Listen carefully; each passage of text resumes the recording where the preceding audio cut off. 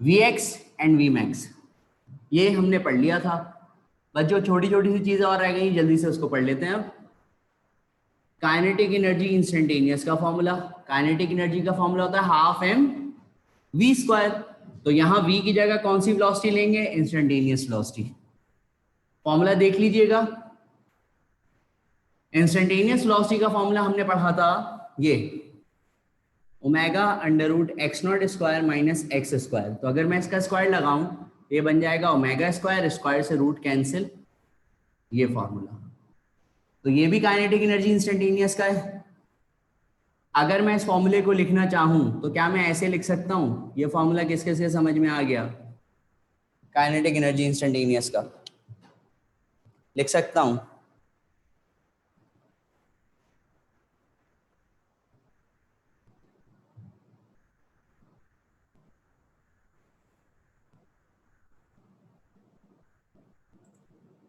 जी बच्चों, ये आखिरी वाला फॉर्मूला क्लियर है सबको?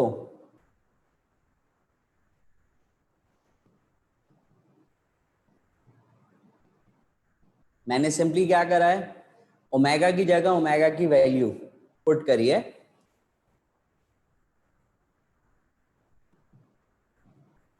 मल्टीप्लाई डिवाइडेड बाय नहीं करा, मैंने ओमेगा की जगह ओमेगा की वैल्यू पुट करी है, दैट इज अंडर रूट के ओवर एम। तो जब ओमेगा स्क्वायर पुट होगा तो सिर्फ के ओवर एम आएगा, तो एम से एम कैंसिल, तो सिर्फ ये फॉर्मूला बचेगा। सही है? तो ये फॉर्मूला हमारे पास काइनेटिक एनर्जी इंस्टेंटेनियस का। मीन और एक्सट्रीम पे लिख लेते हैं, ये बात हम लास्ट क्लास में पढ़ चुके हैं। मीन पोजीशन का मतलब होता है एक्स की वैल्यू जीरो। तो अगर मैं मीन पर एक्स की वैल्यू जीरो पुट करूं तो मुझे काइनेटिक एनर्जी मैक्सिमम क्या मिल जाएगी? एक्स की जगह जीरो, क्या बचा फॉर्मूला? हाफ के एक्स नॉट स्क्वायर। और अगर एक्सट्रीम की बात करें तो हमने एक्सट्रीम पोजीशन पर पढ़ा है एक्स जो है वो एक्स नॉट के बराबर होता है। तो अगर मैं एक्स की जगह एक्स नॉट पुट कर दूं तो x not square minus X not square zero हो जाएगा। तो काइनेटिक एनर्जी मिनिमम हो जाएगी, यानी कि जीरो के बराबर। इसमें कोई कंफ्यूजन तो नहीं किसी को? जल्दी से बताइए ताकि फिर पोटेंशियल एनर्जी पढ़ें आगे।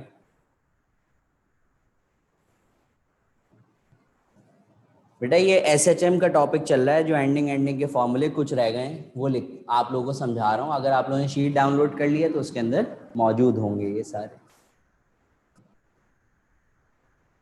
लास्ट वाली चीज समझ में नहीं आई? अच्छा जी, दोबारा देख लीजिए। ये काइनेटिक एनर्जी इंस्टेंटेनियस का फॉर्मूला, मीन पर हमने पढ़ा था एक्स की वैल्यू जीरो। जब एक्स जीरो पुट करेंगे तो फॉर्मूला बचेगा हाफ के x not square. Extreme position पे एक्स एक्स नॉट होता है, तो जब यहाँ एक्स की जगह एक्स नॉट आएगा तो x not square minus X not square zero, तो पूरी वैल्यू जीरो हो गई काइनेटिक एनर्जी की। अब क्लियर है? जी बच्चों, अब क्लियर है?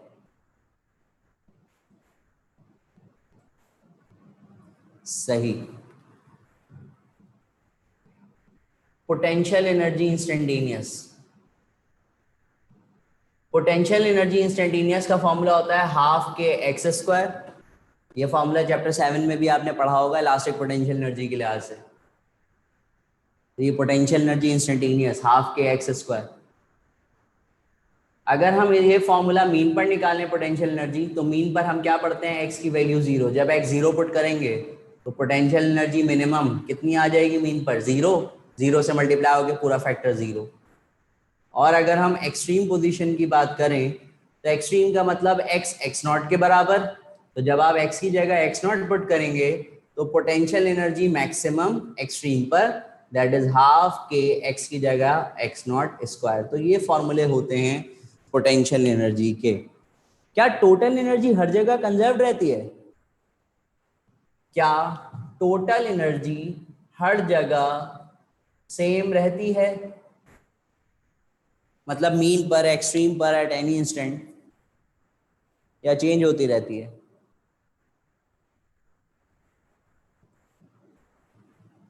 जी बिल्कुल सेम रहती है। अगर फिर भी किसी को समझ में ना आ रहा हो तो मैं बता देता हूं, देखिए गौर से जल्दी से। टोटल एनर्जी का फॉर्मूला होता है kinetic energy plus potential energy. तो चाहे आप मीन पर निकालें, चाहे आप एक्सट्रीम पर निकालें, चाहे आप एट एनी इंस्टेंट निकालें, हर जगह टोटल एनर्जी सेम रहेगी। कैसे? जल्दी से बताऊंगा, सिर्फ एक फॉर्मूला याद रखना है वैसे तो। मीन पोजीशन पे अगर टोटल एनर्जी निकालें तो दोनों मीन पोजीशन वाली वैल्यूज को ऐड कराएंगे, काइनेटिक एनर्जी मीन पर और पोटेंशियल एनर्जी मीन पर। चलिए जी निकाल के देखते हैं क्या वैल्यू आई। काइनेटिक एनर्जी मीन पर ये रही, पोटेंशियल एनर्जी मीन पर 0, तो क्या मिला टोटल एनर्जी का फॉर्मूला? हाफ के एक्स नॉट स्क्वायर। सही है। एक्सट्रीम की बात करते हैं। एक्सट्रीम के लिए दोनों एक्सट्रीम वाली वैल्यूज को ऐड करेंगे। एक्सट्रीम पर काइनेटिक एनर्जी 0, एक्सट्रीम पर पोटेंशियल एनर्जी हाफ के एक्स नॉट स्क्वायर, तो टोटल एनर्जी क्या आ गई एक्सट्रीम पर? दोबारा हाफ के एक्स नॉट स्क्वायर आ गई, तो हो गई ना एनर्जी कंजर्व्ड। मीन और एक्सट्रीम पर दोनों पॉइंट्स पर सेम हो गई। चलिए जी एट एनी इंस्टेंट निकालते हैं। तो जब एट एनी इंस्टेंट निकालेंगे तो दोनों इंस्टेंटेनियस वाली वैल्यूज को ऐड कराएंगे। चलें दोनों इंस्टेंटेनियस वाली वैल्यूज को ऐड कराते हैं। ये रही काइनेटिक एनर्जी इंस्टेंटेनियस। अगर मैं इसको मल्टीप्लाई कराऊं तो क्या बनेगी इक्वेशन? हाफ के x not square minus half के एक्स स्क्वायर। ये अभी सिर्फ मैंने काइनेटिक एनर्जी इंस्टेंटेनियस लिखी है। इसके साथ कौन सी एनर्जी ऐड होगी? Potential energy instantaneous. कितनी लिखी हुई है? हाफ के एक्स स्क्वायर। तो प्लस वाली वैल्यू से माइनस वाली वैल्यू कैंसिल, दोबारा टोटल एनर्जी किसके बराबर आ गई? हाफ के एक्स नॉट स्क्वायर। क्लियर हो गई बात? मैंने तीनों पॉइंट्स के ऊपर आपको टोटल एनर्जी निकाल के दिखा दी, और टोटल एनर्जी हर जगह क्या रहती है? कंजर्व्ड रहती है, कांस्टेंट रहती है। ठीक, कोई कंफ्यूजन?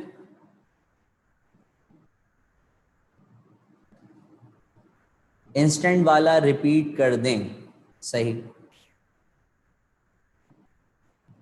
इंस्टेंटेनियस का मतलब दोनों इंस्टेंटेनियस वाली वैल्यूज को ऐड करेंगे ना। तो ये रही काइनेटिक एनर्जी इंस्टेंटेनियस। अगर आप इसको मल्टीप्लाई कराएं तो ये मिलेगा हाफ के x not square minus half के एक्स स्क्वायर। ये लिखा मैंने, ये दो मल्टीप्लाई करके। इसके साथ ऐड क्या होनी है? Potential energy. कौन सी? इंस्टेंटेनियस वाली। ये रही, तो मैंने प्लस करवा दी। तो प्लस वाली वैल्यू से माइनस वाली वैल्यू कैंसिल, तो क्या बची टोटल एनर्जी? हाफ के एक्स नॉट स्क्वायर। क्लियर? कोई कंफ्यूजन अब? ठीक, तो ये आपके पास एसएचएम का टॉपिक हो गया कंप्लीट। अच्छा, इसमें सारे फॉर्मूले आपको रटने की जरूरत नहीं है। आप ये कहेंगे कि हमें सारे इतने सारे कैसे याद करेंगे, तो आप सिर्फ 6 फॉर्मूलों को जहन में रखिएगा, तो बाकी आपको कोई भी फॉर्मूले याद करने की जरूरत नहीं। मैं बता रहा हूं, सही है, अपने पास मार्क कर लीजिएगा। सिर्फ एक्सेलरेशन का याद रख लीजिएगा, माइनस ओमेगा स्क्वायर एक्स। क्यों? क्योंकि मीन और एक्सट्रीम पे निकालने के लिए आपको उसको याद करने की जरूरत नहीं है। आपको पता है मीन पर एक्स 0 होता है, एक्सट्रीम पर एक्स नॉट होता है ना। तो आप सिर्फ बेसिक फॉर्मूला याद रख लें, माइनस ओमेगा स्क्वायर एक्स, तो आपको मीन और एक्सट्रीम खुद ही हो गया। एक फॉर्मूला एक्सेलरेशन का याद कर लें। दूसरा फॉर्मूला आप याद कर लें ओमेगा का, कि ओमेगा का फॉर्मूला क्या होता है? ओमेगा का फॉर्मूला होता है आपके पास अंडर रूट के ओवर एम। दो हो गए। अब ना टाइम पीरियड याद करना पड़ेगा ना फ्रीक्वेंसी। क्यों? टाइम पीरियड आपको पता है 2 पाई ओवर ओमेगा होता है, ओमेगा याद होगा तो आप निकाल लेंगे बआसानी। दो, और उसी का रेसिप्रोकल फ्रीक्वेंसी आ जाएगा। तीसरा फॉर्मूला आपको इंस्टेंटेनियस वेलोसिटी का याद करना है। इंस्टेंटेनियस वेलोसिटी का याद होगा तो मीन और एक्सट्रीम तो मैंने कहा किसी का भी याद नहीं करिएगा। एट एनी इंस्टेंट वाला याद करें तो मीन और एक्सट्रीम तो खुद ही हो गया, क्योंकि मीन पर x0 पुट करना है, एक्सट्रीम पर x0 पुट करना है बस।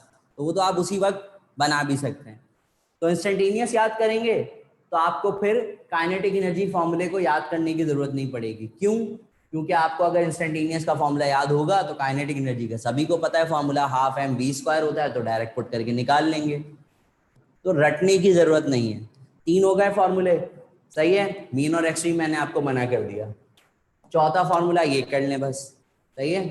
और फिर टोटल एनर्जी का फॉर्मूला, ये 5 या 6 फॉर्मूले टोटल बनेंगे जो भी हैं, बस इनको याद कर लीजिएगा। मीन और एक्सट्रीम वाले फॉर्मूलों को याद करने की जरूरत नहीं है, क्योंकि आप अगर काउंट करें तो ये टोटल फॉर्मूले अगर मीन एक्सट्रीम वगैरह ये सब मैं बताऊं तो अप्रॉक्स तकरीबन क्या बनेंगे फॉर्मूले? 3 3 6, तकरीबन 15 16 फॉर्मूले बन जाएंगे, 14 15। तो आप सिर्फ ये 5 6 याद कर लें। अरे मैंने सिर्फ 5 बताए हैं, सारे कैसे हो गए? मैंने इतने सारों में सिर्फ 5 बताए हैं, सिर्फ आपको 5 याद करने हैं बस। The relation between v max and v minimum, v max और वी मिनिमम का रिलेशन नहीं था, वी एक्स और वी मैक्स का रिलेशन था, वो बता दूं? अच्छा जी, बस चलिए जल्दी से सुन लें फिर उसको, और फिर हम आगे बढ़ते हैं टॉपिक की तरफ।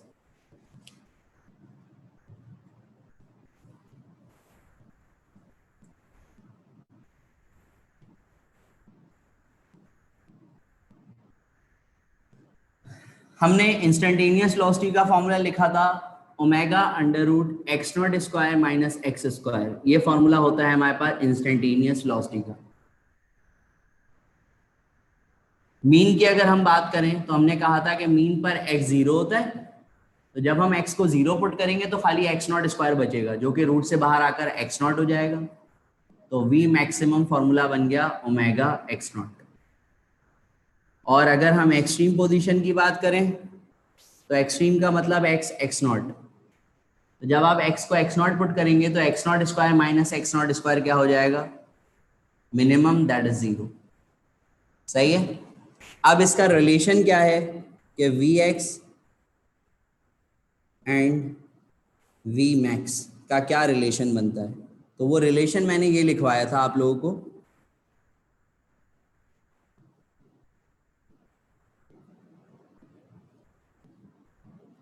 ये रिलेशन होता है, कैसे बना था?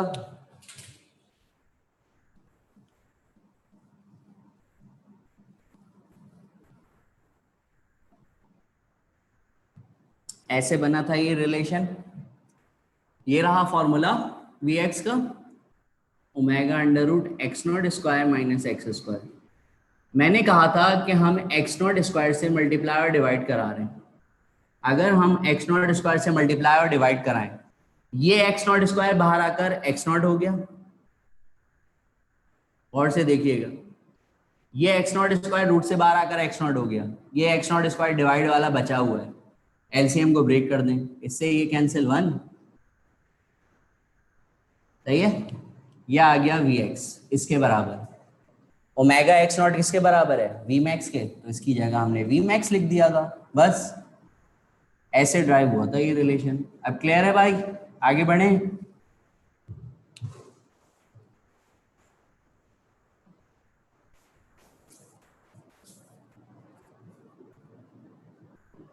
ठीक। एट एनी इंस्टेंट पे फिर बता दें बेटा, एट एनी इंस्टेंट पे जो काइनेटिक एनर्जी थी ना, हाफ के ब्रैकेट के अंदर क्या था? ये थी ना, हाफ के x not square minus x square. ये काइनेटिक एनर्जी थी एट एनी इंस्टेंट ना, एट एनी इंस्टेंट।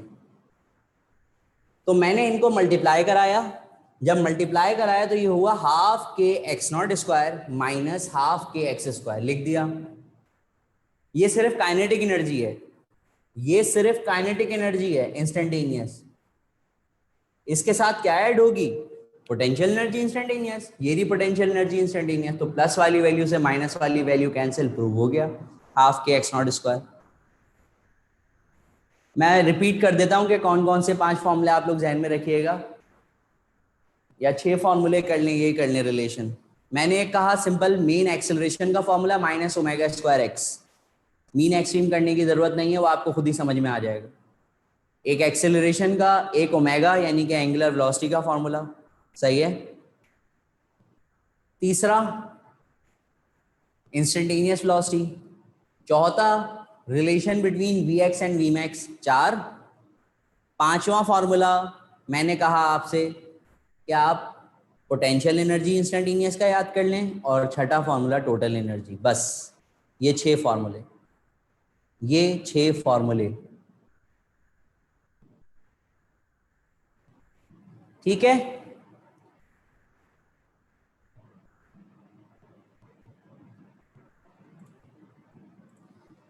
चलें जी। ये टॉपिक हमारे पास कंप्लीट। मैंने आप लोगों से शायद एनटीएस का कोई सवाल भी पूछा था। एनटीएस का कोई सवाल पूछा था टाइम पीरियड से रिलेटेड, पेंडुलम के नहीं, स्प्रिंग मास सिस्टम नहीं पूछा। टाइम पीरियड से रिलेटेड नहीं, स्प्रिंग मास सिस्टम से रिलेटेड। नो सर, नहीं पूछा। चले जी अभी पूछ लेते हैं। और से सुनिएगा सवाल, एनटीएस में आया हुआ सवाल है, मुझे एग्जैक्ट तो नहीं याद, लेकिन जहां तक मुझे थोड़ा बहुत याद आ रहा है 2015 का सवाल है, शायद 2015 का सवाल है, शायद कह रहा हूं, कंफर्म कर लीजिएगा। हो सकता है वैल्यूज में भी चेंजिंग हो, लेकिन थीम समझा रहा हूं, यही सवाल था। दो स्प्रिंग्स हैं, सही है। एक का स्प्रिंग कांस्टेंट है K1, ये फर्स्ट स्प्रिंग है, और एक दूसरी स्प्रिंग है। एक का स्प्रिंग कांस्टेंट है K1, एक का स्प्रिंग कांस्टेंट है K2, सही। एक के साथ एक M1 मास को अटैच करा जा रहा है एक स्प्रिंग के साथ, दूसरे के साथ M2 मास को अटैच करा जा रहा है, ठीक है।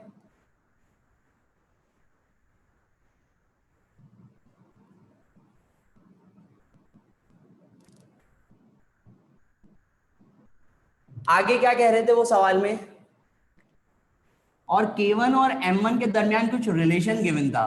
क्या गिवन है? K1 गिवन है थ्राइस ऑफ K2 और M2 गिवन है ट्वाइस ऑफ M1, ये रिलेशन गिवन है इनका। आपसे पूछ रहे हैं, अगर हमें, गौर से सुनिएगा सवाल को, दोबारा रिपीट कर रहा हूं, दो स्प्रिंग्स हैं, एक का स्प्रिंग कांस्टेंट शॉर्ट वे में पूछ रहा हूं, एक का स्प्रिंग कांस्टेंट K1 है, दूसरे का स्प्रिंग कांस्टेंट K2, एक का मास M1, दूसरे का मास M2, दोनों बॉडीज को जो उस स्प्रिंग के साथ अटैच करा गया। K1 जो है वो थ्राइस ऑफ K2 है, और M2 जो है वो ट्वाइस ऑफ M1 है। आपसे कह रहे हैं, अगर शॉर्टेस्ट पॉसिबल टाइम पीरियड चाहिए, सोचकर जवाब दीजिएगा, जल्दबाजी में नहीं। अगर शॉर्टेस्ट पॉसिबल टाइम पीरियड चाहिए तो बताइए कौन सा K यूज करें, यानी कि कौन सी स्प्रिंग यूज करें और कौन सा मास यूज करें। सवाल समझ में आ गया? सवाल समझ में आ गया? अगर हमें शॉर्टेस्ट टाइम पीरियड चाहिए तो बताइए कौन सी स्प्रिंग को यूज करा जाए और कौन से मास को यूज करा जाए, तो हमारे पास शॉर्टेस्ट टाइम पीरियड आएगा। जी बेटा, सवाल समझ में आया? M1 और K1 और M2 और K2 इस तरीके से आंसर करिएगा। चले मैं ऑप्शन भी लिख देता हूं, क्या क्या पॉसिबिलिटीज बन सकती हैं भाई। M1 K1 बन सकता है, M1 K2 बन सकता है, M2 K1 बन सकता है, M2 K2 बन सकता है, और तो कोई नहीं बन सकते ना इनके आपस में रिलेशन। हाँ, यही बनेंगे भाई जी। कौन सा ऑप्शन कह रहे हैं आप लोग?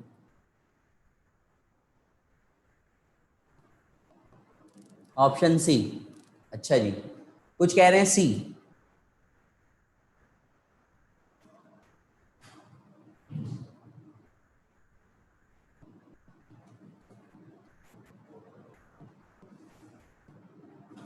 कुछ कह रहे हैं ए, कुछ कह रहे हैं बी, मतलब मिला जुला सा जवाब आ रहा है। हालांकि इतना आसान सवाल है ये, इतना आसान सवाल है। K1 M1 गलत। बच्चों जरा लास्ट क्लास को देखिएगा और टाइम पीरियड का जरा फॉर्मूला लेकर आइएगा। क्या लिखा हुआ है आपके पास? क्या ये लिखा हुआ है जी? क्या ये लिखा हुआ है फॉर्मूला 2.√m/k? टाइम पीरियड का लिखा हुआ है या नहीं, ये बताइए जरा। सबके पास है ना? तो अब इस रिलेशन से भी समझ में नहीं आ रहा बच्चों, इतना आसान, इस रिलेशन से भी समझ में नहीं आ रहा। टी का डायरेक्ट रिलेशन M से है, टी का इनवर्स रिलेशन के से है,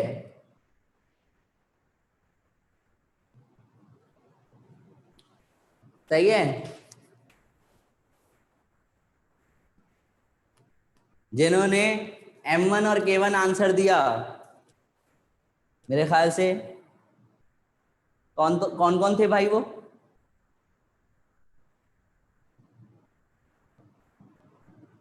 गुड। 2301,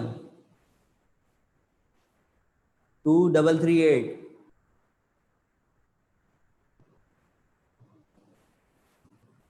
आपको रिलेशन समझ में आ रहा है? टी का डायरेक्ट रिलेशन मास से, हमें शॉर्टेस्ट टाइम पीरियड चाहिए, तो अगर मास ज्यादा लेंगे तो टाइम पीरियड ज्यादा हो जाएगा, तो हमें मास को कम लेना है ना।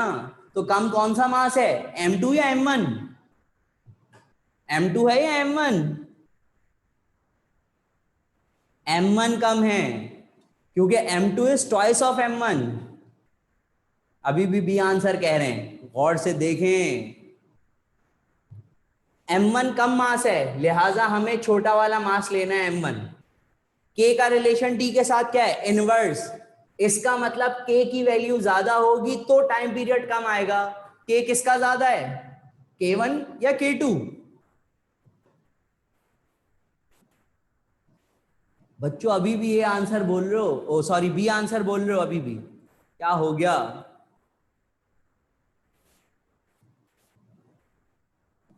जी, तो कौन सा K लेंगे, स्प्रिंग कांस्टेंट कौन से लेंगे, स्प्रिंग K1 लेंगे, ताकि जितना ज्यादा K होगा उतना कम टाइम पीरियड। तो क्या आंसर बना, M1 K1। क्लियर हुआ या नहीं?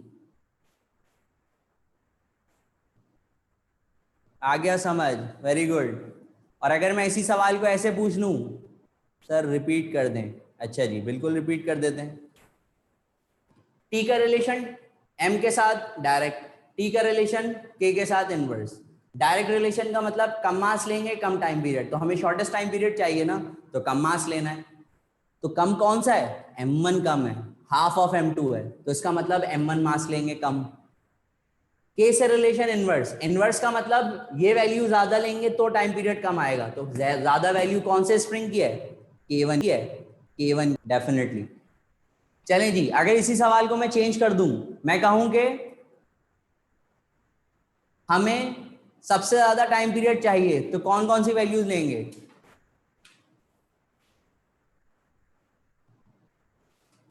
जी, तो अब हाईएस्ट पॉसिबल वैल्यू के लिए हमें मास ज्यादा वाला लेना पड़ेगा, तो हम मास कौन सा लेंगे अब, M2, और K वो लेंगे जो कम होगा, ताकि फिर टाइम पीरियड बढ़ जाए, तो कौन सा लेंगे, K2।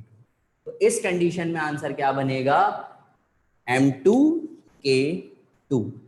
क्लियर हो गया, कोई कंफ्यूजन तो नहीं? ठीक है। अच्छा, मैं एक और सवाल नहीं करवा रहा, लेकिन मैं एक रिलेशन बता रहा हूं, सही है, तो उसको समझ लें। ये भी एनटीएस में आया हुआ सवाल है, तो ये आप लोग समझ तो खुद ही जाएंगे, सवाल देख लीजिएगा, एनटीएस में आया था। दो शायद मासेस गिवन थे, M1 M2 मासेस गिवन थे, मुझे एग्जैक्ट वैल्यू नहीं याद, शायद शायद कह रहा हूं,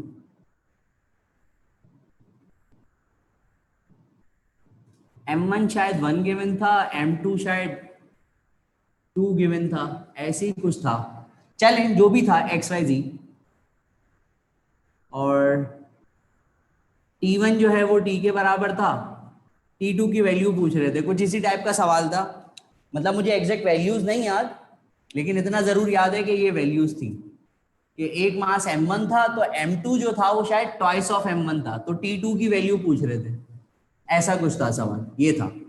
तो अगर आप इस फॉर्मूले से रिलेशन बनाएं, तो क्या मैं इस फॉर्मूले से डायरेक्ट ये रिलेशन बना सकता हूं? डेफिनेटली आपको समझ में आ रहा है कि टी का रिलेशन मास के साथ क्या है, डायरेक्ट है। तो T1 over T2 under root M1 upon M2, तो T1 क्या है, T के बराबर, ये फाइंड आउट करना है।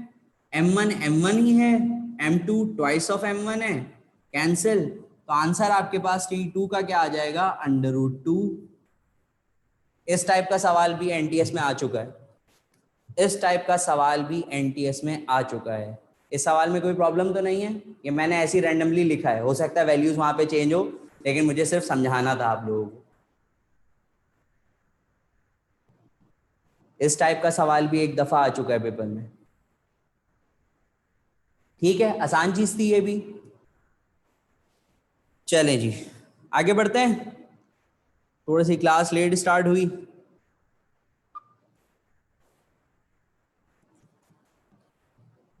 चलें आगे बढ़ते हैं, थोड़ा सा टाइम है, इसको भी यूटिलाइज कर लेते हैं।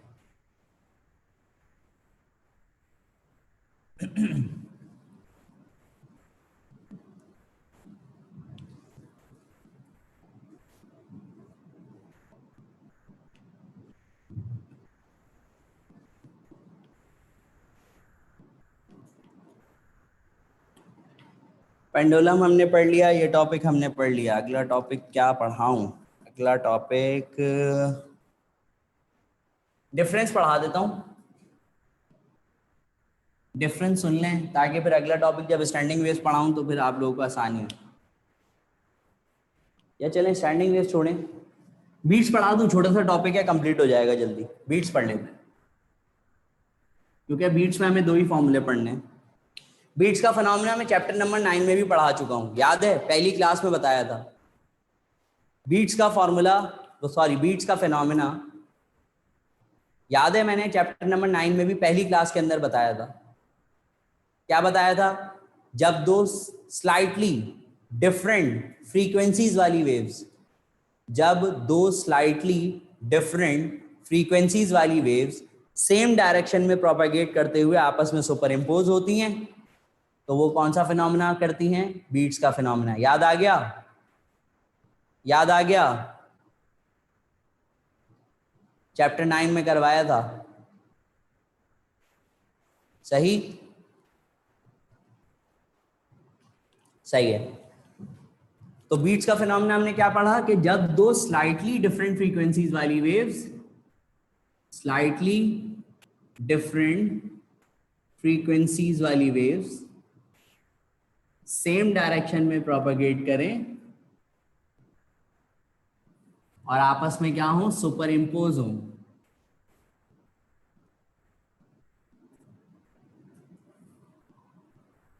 तो वो बीट्स का फिनोमेना करती हैं। अब इसके दो फॉर्मूले हैं, इससे रिलेटेड मैं एक आध एग्जांपल कराऊंगा ताकि छोटा सा टॉपिक है बीट्स का, ये कंप्लीट हो जाएगा। सुने गौर से। बेसिकली बीट्स फ्रीक्वेंसी जो होती है वो डिफरेंस ऑफ फ्रीक्वेंसीज को कहते हैं। बेसिकली बीट फ्रीक्वेंसी जो होती है वो डिफरेंस ऑफ फ्रीक्वेंसीज को कहते हैं, ज्यादा वाले में से कम वाले को माइनस। यहां प्लस और माइनस मैंने क्यों लगाया, उसका रीजन क्या है अभी समझ में आता है, मैं एग्जाम्पल से समझाता हूं। मैं आपको एग्जाम्पल से समझाता हूं ताकि आपको बात बेहतर तरीके से समझ में आएगी। सपोज F1 की वैल्यू है 248 हर्ट्ज। आपसे कह रहे हैं कि F2 की वैल्यू बताइए, जबकि बीट फ्रीक्वेंसी की वैल्यू दी हुई है 4 बीट्स पर सेकेंड। या आप इसको हर्ट्ज कर लें, कुछ भी कर लें, सही है। बीट फ्रीक्वेंसीज आपको दी हुई है 4। तो अगर मैं आपसे F2 की वैल्यू पूछूं तो आपका आंसर क्या होना चाहिए F2 का? देखें, मैं इसको इसलिए समझा रहा हूं डबल आंसर क्यों आएंगे, उसकी वजह क्या है।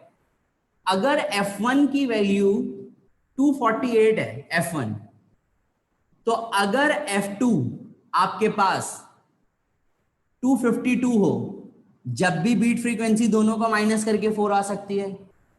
अगर F2 की वैल्यू 244 हो, जब भी इन दोनों को माइनस करेंगे तो आंसर 4 आ सकता है, beat frequency.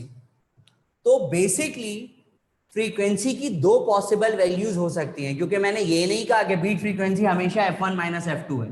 Beat frequency basically difference of frequencies को कहते हैं, बड़ी वाली वैल्यू में से छोटी वाली वैल्यू को माइनस।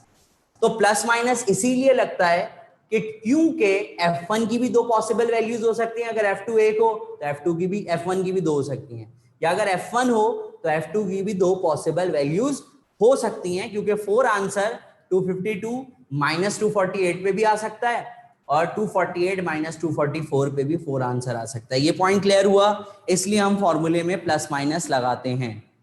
क्लियर हुआ?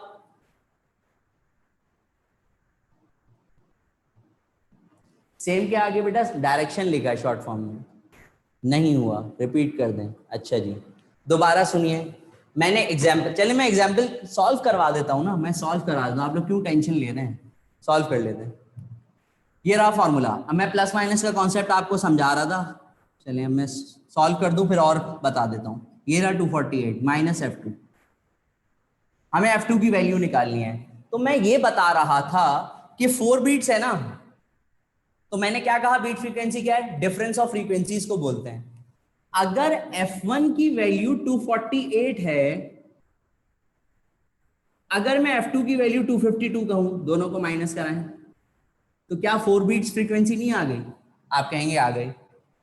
एक आंसर 4 आ गया किससे, जब मैंने F2 को क्या ले लिया, 252। सही है। हो सकता है कि F1 248 ज्यादा हो, F2 की वैल्यू अगर मैं 244 ले लूं, तो क्या जब भी माइनस होने के बाद 4 बीट्स नहीं आएंगे? आप कहेंगे आएंगे। तो मिल गई ना F2 की दो पॉसिबल वैल्यूज। हमें क्या पता कि जो 4 बीट्स फ्रीक्वेंसी प्रोड्यूस हो रही है वो F2 माइनस F1 से हो रही है, F1 माइनस F2 से हो रही है। हमें तो नहीं पता ना कि कौन सी फ्रीक्वेंसी ज्यादा है, तो हम उसको दो पॉसिबल आंसर देंगे कि हो सकता है कि F1 की जो ये वैल्यू है वो कम हो, F2 4 उससे ज्यादा हो, इसलिए माइनस करके 4 बीट्स आ रहा है, या हो सकता है F1 ज्यादा हो, F2 की वैल्यू 4 कम हो, इसलिए 4 बीट्स प्रोड्यूस कर रहे हैं। तो हम अपने दो पॉसिबल आंसर देंगे। अब बात क्लियर हुई थोड़ी सी? अब बात क्लियर हुई? नहीं, यहां सवाल में F1 गिवन ही है, इसलिए मैंने इसको F1 लिया।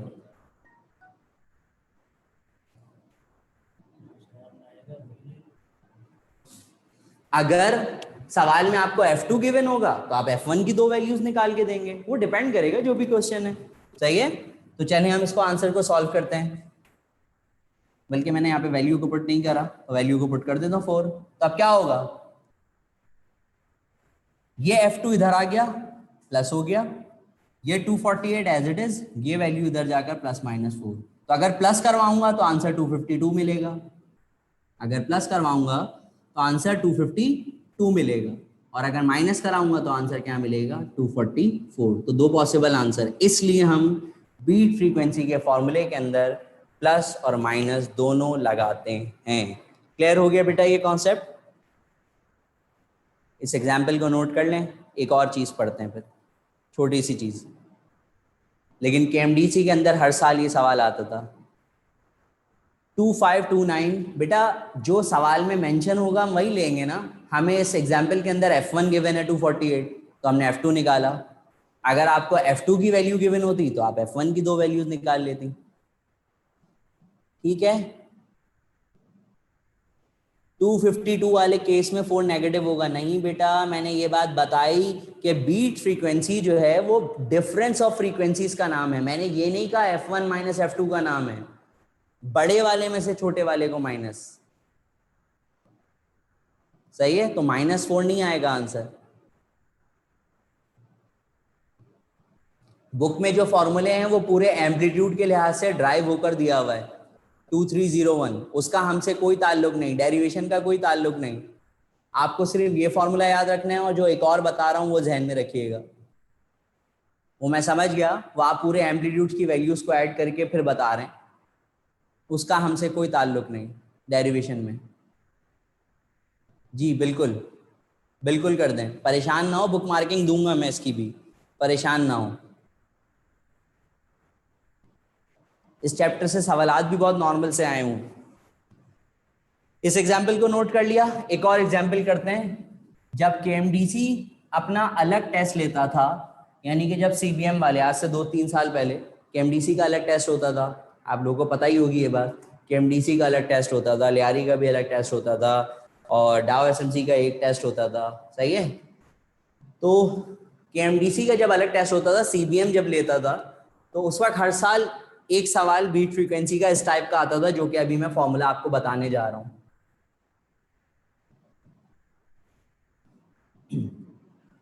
अगर आपको दो वेवलेंथ गिवन हो और आपसे स्पीड ऑफ साउंड निकालने को कहें, तो क्या आप, जब दो वेवलेंथ गिवन हो और बीट फ्रीक्वेंसी गिवन हो, तो क्या आप इस फॉर्मूले से निकालेंगे? किस किस को ये फॉर्मूला समझ में आ गया है, याद आ गया? हाँ, ये बन सकता है।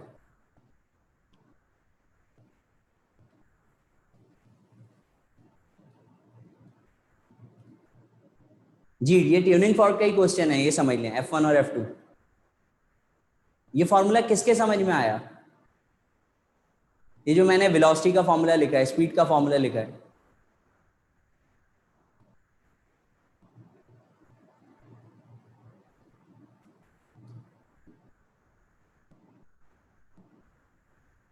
मुझे लग रहा है नहीं आया समझना।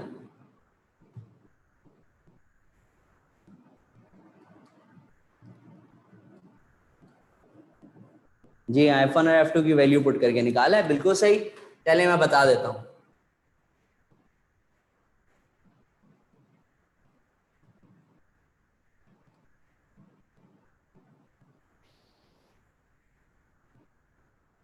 क्या मैं F1 को V ओवर लैम्डा 1 लिख सकता हूँ? V is equal to F lambda से, बिल्कुल लिख सकता हूँ, सही है ना?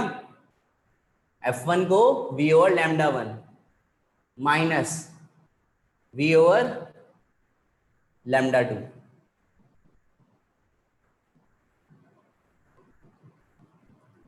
एलसीएम लें, लैम्डा 1 लैम्डा 2, बल्कि अगर मैं कॉमन ले लूँ तो आपको ज़्यादा बेहतर समझ में आ जाएगा। V कॉमन लिया, 1 ओवर लैम्डा 1 1 ओवर लैम्डा 2।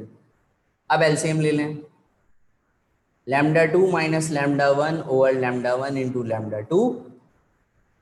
ये क्रॉस में जाकर मल्टीप्लाई, ये नीचे आके डिवाइड। बन गया फॉर्मूला या नहीं? अब आ गया समझ? अब आ गया समझ या अभी भी नहीं आया?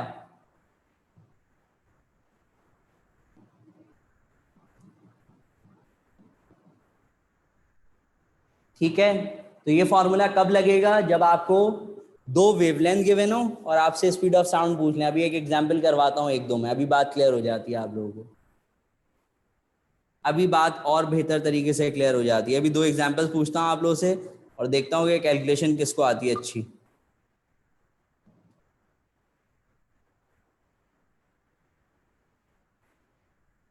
मैं आप लोगों को अभी बता रहा हूँ, एक मिनट।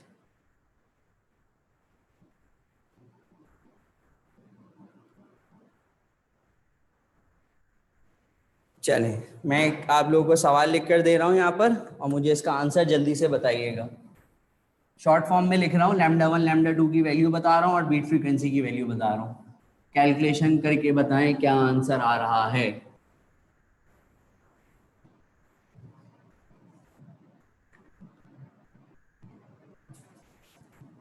लैम्डा 1 गिवन है 2 मीटर, लैम्डा 2 गिवन है 2.02 मीटर, सही है? बीट फ्रीक्वेंसी की वैल्यू गिवन है 5। वी की वैल्यू बताइए जल्दी से जरा। एक सवाल ये है और एक सवाल और लिख देता हूं मैं, ये भी आसान सा सवाल है। लैम्डा 1 इज 4, लैम्डा 2 इज 4.04 और बीट फ्रीक्वेंसी की वैल्यू गिवन है 2 बीट्स पर सेकेंड। तो वी की वैल्यू बताइए जल्दी से, जरा दोनों का जवाब दीजिए मुझे। स्क्रीन क्लियर कर दें बेटा, आपके पास इशू आ रहा है और किसी के पास नहीं आ रहा। कर दिया हाँ,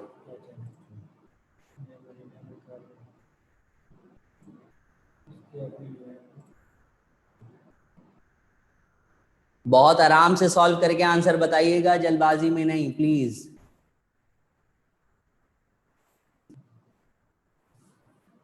2421 गुड। 2301 दोबारा चेक करो, गलत आंसर आ रहा है।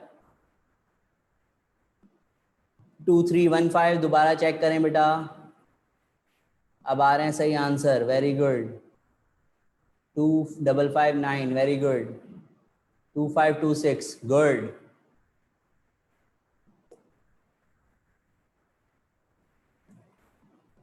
2449 वेरी गुड। 2305 गुड। 2350 पॉइंट नहीं आएगा, देखें गलती कर रही है कहीं पे। 2310 very good. 1842 very good, 2353 good, 2338 approx आएगा लेकिन थोड़ी सी बड़ी वैल्यू आएगी, 2457 थोड़ी सी और कैलकुलेशन करो एग्जैक्ट आंसर आ जाएगा।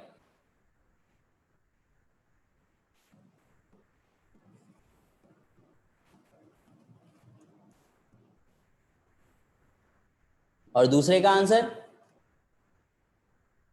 2536 वेरी गुड, सेकंड का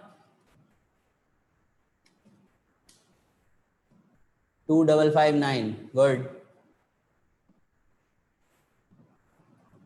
2501 वेरी गुड,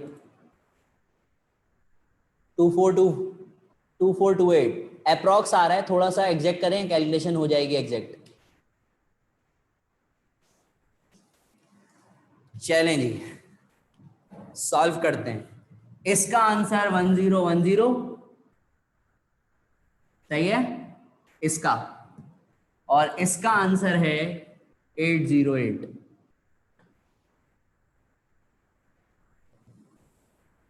चलिए सॉल्व करते हैं। फॉर्मूला वो लिखा हुआ, मैं डायरेक्ट वैल्यूज को पुट कर रहा हूं। λ1 λ2, λ1 is 2, 2.02, beat frequency is 5 divided by, दोनों को माइनस कराएं, 2.02 में से 2 माइनस तो सिर्फ पॉइंट का 02 बचेगा। इतनी आसान सी कैलकुलेशन थी, इस पे भी आप लोग घूम रहे हैं। पॉइंट से आगे 2 डिजिट, पॉइंट से आगे 2 डिजिट, तो मैंने बताया था ना कि पॉइंट से आगे अगर बराबर नंबर ऑफ डिजिट्स हो तो आप पॉइंट से पॉइंट को कैंसिल कर सकते हैं। पॉइंट से पॉइंट हो गया कैंसिल, ये बचा 2, 2 से 2 कैंसिल, तो 202 को जब 5 से मल्टीप्लाई करेंगे तो आंसर 1010 आया गया या नहीं। इतनी आसान सी कैलकुलेशन थी, समझ में आया या नहीं जल्दी से बताइए। कैलकुलेशन क्लियर है सबको? कैलकुलेशन क्लियर है सबको?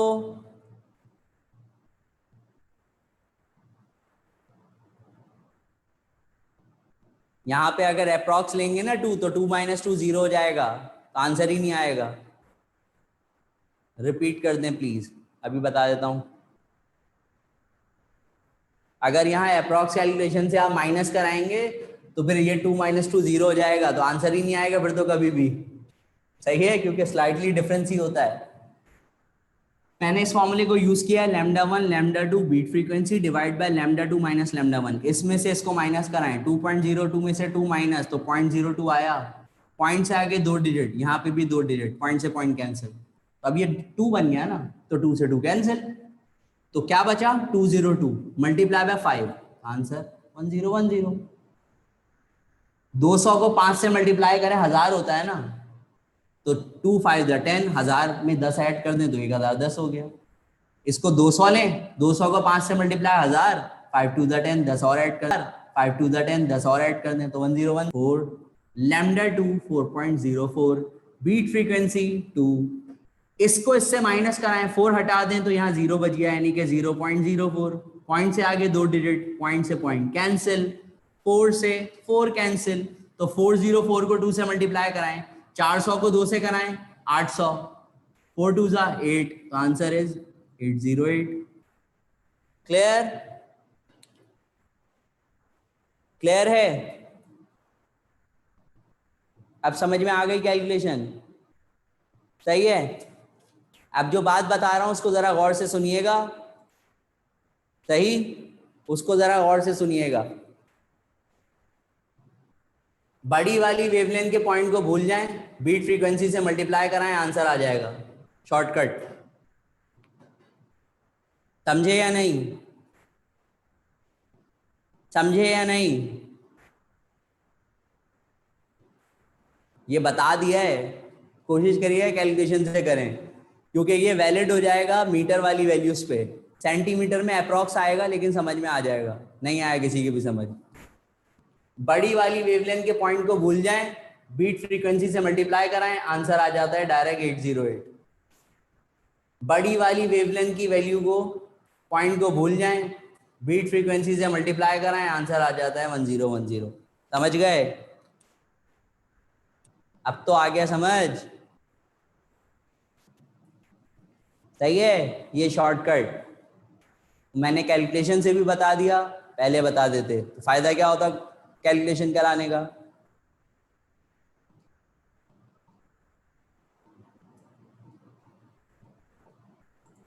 बड़ी वाली वेवलेंथ के पॉइंट को भूल जाएं, बीट फ्रीक्वेंसी से मल्टीप्लाई, आंसर।